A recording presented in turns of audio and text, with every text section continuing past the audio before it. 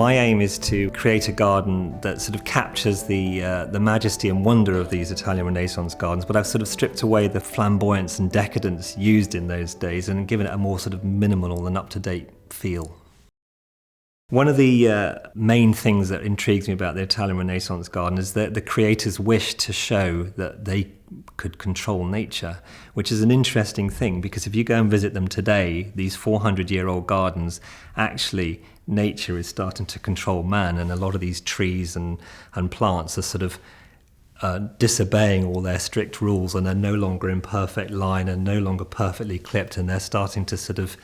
naturalize, and the whole gardens are take on this sort of new beauty. And I want to show that in our garden at Chelsea. So I've got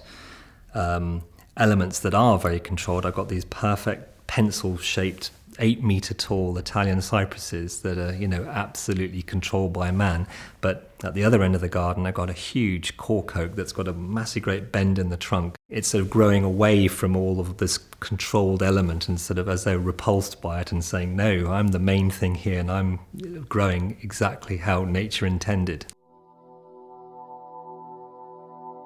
The creators of the Renaissance gardens used to do things like divert a whole river through their garden, like at Villalante,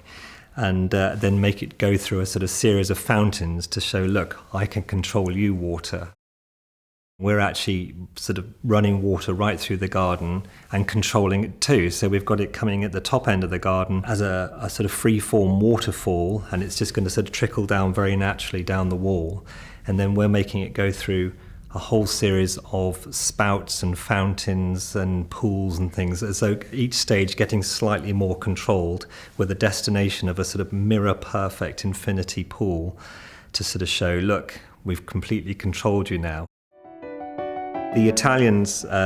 used to run all their water features with using hydrostatic pressure, in other words, putting water up quite high, and therefore the sort of pressure of it running down through all these things would drive all the fountains and spouts and things. So we're actually going to do the same, which has never been done before at Chelsea, and there's a bit of an element of risk because we've only modelled it up so far, and on paper it should work, but until we actually turn it on the first day, it's going to be quite worrying.